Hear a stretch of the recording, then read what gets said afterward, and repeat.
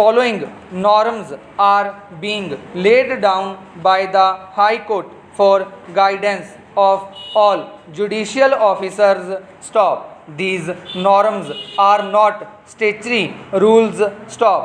However, in view of power of superintendence over subordinate courts conferred on the High Court by virtue of Article 227 of Constitution of India, these norms are being prescribed to be followed in letter and spirit by the judicial officers so as to make them good judicial officers.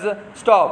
These are canons for professional and personal conduct of judicial officers and should be observed not only in discharge of their official functions but also in their private life so as to avoid any conduct unbecoming of a judicial officer. Stop. These norms would help the judicial officers in maintaining good image expected from them by the litigants general public. Stop. These norms are not exhaustive but are in the nature of general guidance and are in addition to the existence of the other equally imperative duties. Stop. These norms are in addition to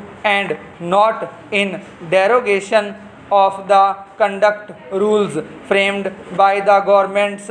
Stop. The assumption of the office of judicial officer casts upon the incumbent duties in respect to his personal and professional conduct in relation to the state general public, the litigants before him, advocates, witnesses, court staff and other persons attending the court. Stop. Impartiality, honesty and integrity of a judicial officer are of utmost importance. Stop. A judicial officer should not only maintain absolute impartiality, honesty and integrity but should also carry such an image in the eyes of general public, litigants and advocates and should command their absolute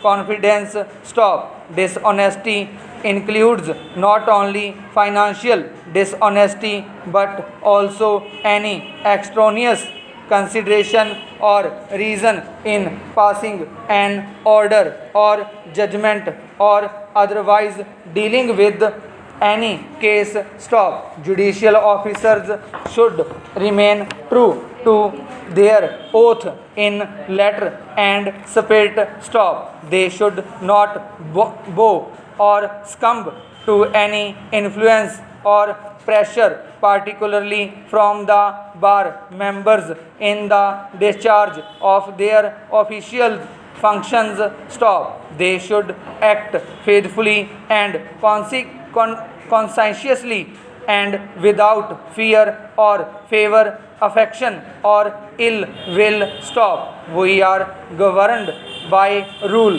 of law. Stop. Judicial officers should not be influenced in any manner by the status of any litigant, witness or other person. Stop. They should uphold the majesty of law. Stop. Their personal and professional conduct and behavior should be beyond reproach and free from any impropriety and the appearance of any impropriety. Stop. Judicial officers should promote justice and thus serve public interest for which the courts exist. Stop. Punctuality is the next important attribute of a judicial officer. Stop.